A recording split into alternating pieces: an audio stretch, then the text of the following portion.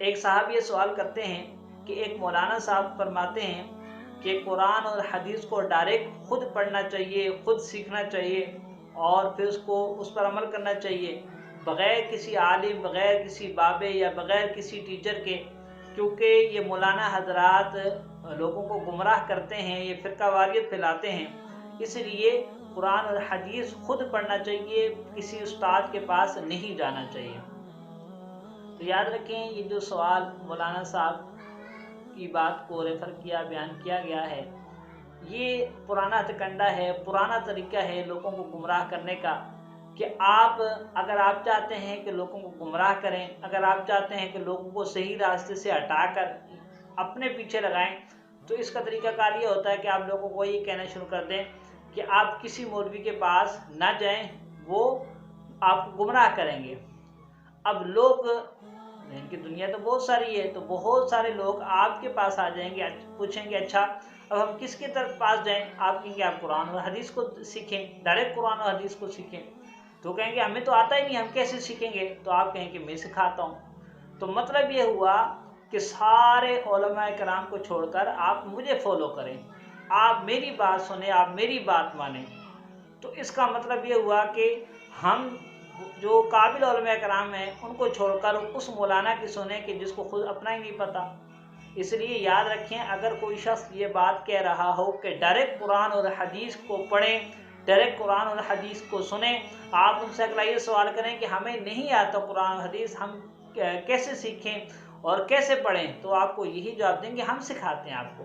तो इसका मतलब ये हुआ कि वो कहते हैं सारे मौलाना को छोड़ें, सारे मौलाना गलत हैं, मैं सही हूँ, मुझसे सीखें। वो डायरेक्ट कुरान हदीस तो कोई भी नहीं पढ़ सकता। ज़ाहिर अगर आप कुरान पढ़ते हैं तो कुरान, पाकिस्तान के लोग जब कुरान पढ़ेंगे तो उनको अरबी तो नहीं आती, अगर वो अरबी सीखते हैं तो किसी मौलाना से सीखेंगे, अगर सीखते हैं तो किसी टीचर से सीखेंगे, अगर वो तर्जुमा पढ़ के कुरान को सीखते हैं तो तर्जुमा भी किसी आलिम का लिखा हुआ होगा, और फिर तर्जुमे में जो उनको बात समझ नहीं आती वो किसी तफसीर को पढ़ते हैं तो तफसीर भी किसी आलिम, किसी बाबे की लिखी हुई होगी। और इस तरह से वो किसी भी तरीके से उलमा को इनके बीच में लाए बगैर कुरान को नहीं पढ़ सकते, कुरान को नहीं समझ सकते। इसी तरह हदीस मुबारकों को उलमा को बीच में लाए बगैर नहीं पढ़ा जा सकता, नहीं सीखा जा सकता, क्योंकि जब आप हदीस मुबारकों को पढ़ेंगे तो उनका तर्जुमा पढ़ेंगे तो तर्जुमा लिखने वाला कोई आलिम तो होगा,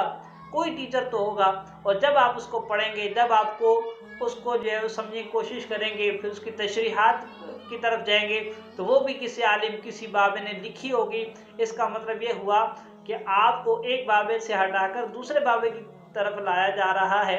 लेकिन आपको बाबों की तरफ जाना ज़रूर है, आपको उलमा को पढ़ना ज़रूर है, आपको उलमा से सीखना ज़रूर है। किसी भी तरीके से हो ही नहीं सकता कि कोई शख्स कुरान और हदीस को डायरेक्ट पढ़े और बीच में कोई उस्ताद ना आए। अब होता ये कि जब इंसान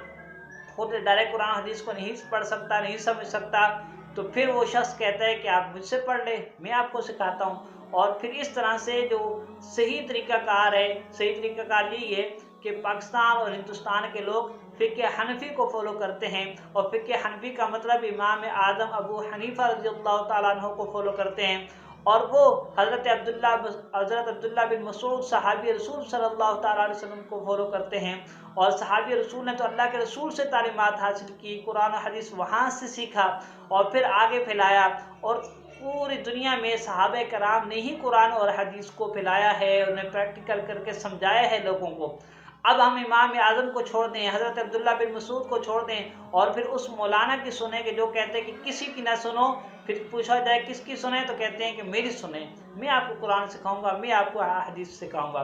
तो इसलिए अगर किसी मस्जिद के मौलाना के पास आप जाएंगे तो वो आपको हज़रत अब्दुल्ला बिन मसूद के ही अक़वाल सुनाएगा, और अगर किसी आप उस बंदे के पास चले जाएंगे तो वो अपने अक़वाल सुनाएगा, वो कहेगा मैं मुझसे सीखो, मैं सिखाता हूँ, और फिर इस तरह से वो अपनी सुनाएगा। तो आप मुझे ये बताएं कि हज़रत अब्दुल्ला बिन मसूद और हज़रत इमाम आज़म रज़ियल्लाहु ताला अन्हु ने जो कुरान सीखा, जो अहादीस मुबारक समझी, तो उनको सुनना, उनको समझना और उन पे अमल करना ज़्यादा बेहतर है, या फिर उस मौलवी की बात सुनना कि जो कहते हैं कि सारी दुनिया गलत है और मैं सही हूँ। और वो ये भी कहता है कि जो मौलवी लोग होते हैं ये फ़िरके फैलाते हैं, इसलिए मेरी सुननी चाहिए। तो इसका जवाब ये है कि याद रखें कि मौलवी एक नेमत हैं, इन्हीं की वजह से फ़िरकावारियत कम है। आपको हैरत होगी इसलिए कम है कि एक मौलवी के हज़ारों शागिर्द होते हैं और वो एक ही तरीके से सबको पढ़ाता है और उन तमाम शागिर्दों में उसी की फ़िक्र, उसी की सोच होती है। जैसे वो पढ़ाता है बाद में सारी ज़िंदगी वैसे वो भी वैसे ही पढ़ा रहे होते हैं। लेकिन अगर हम ये कहना शुरू कर दें कि सारे लोग बग़ैर किसी टीचर के खुद कुरान सीखें, खुद कुरान पढ़ें, अब हर शख्स कुरान उठाएगा, उसको जो समझ आएगा वो बयान करेगा, और इस तरह से पहले जो है वो